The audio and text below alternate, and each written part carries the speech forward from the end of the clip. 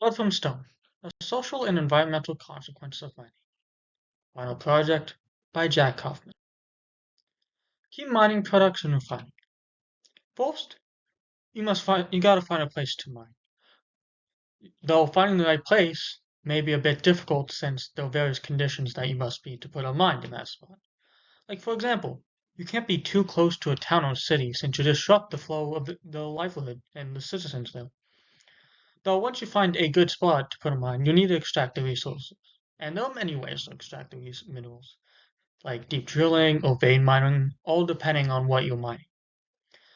Once you mine those minerals, now it's time for refining.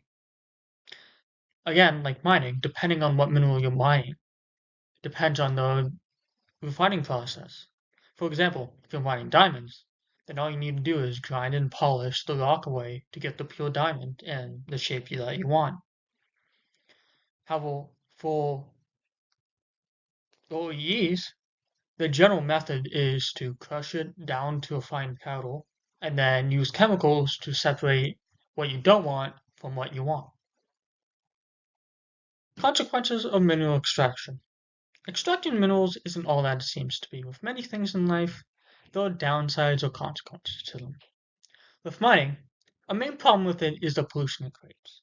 Some of it is from the machinery producing and releasing your hydrocarbons into the sky, and another one is from the waste from mining getting into the water and making the water more acidic, holding the life, cities, and people that use the water.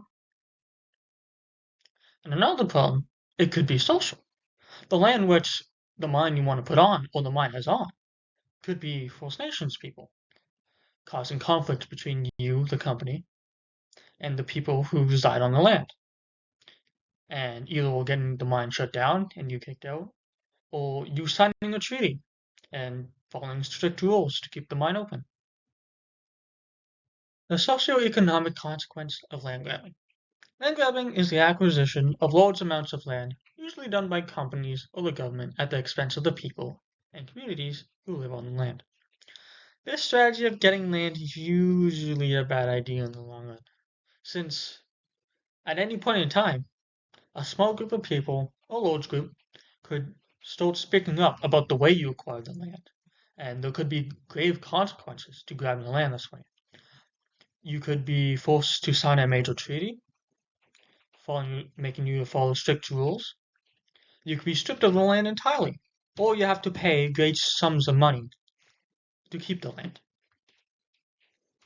Another major impact of land grabbing is that there might be people already living on the land. And if you want to do something with the land, they can't be there. So you'd have to kick them out. And if they're First Nations people or a community that has great culture and you kick them out, their culture doesn't exactly go with them. Some of it does, but a lot of it stays with the land.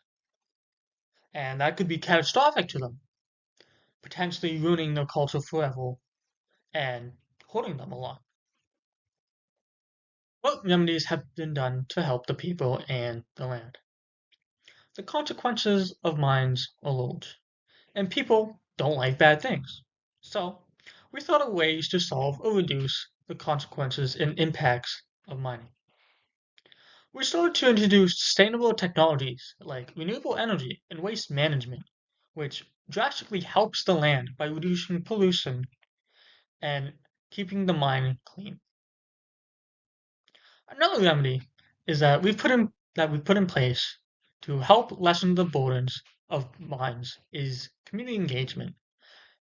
It helps build positive relationships with the local communities, and we also added community benefits to lessen the burden that the mine has to the local communities and potentially provide economic benefits to the said communities to help them grow and help them flourish. The impact of your choices.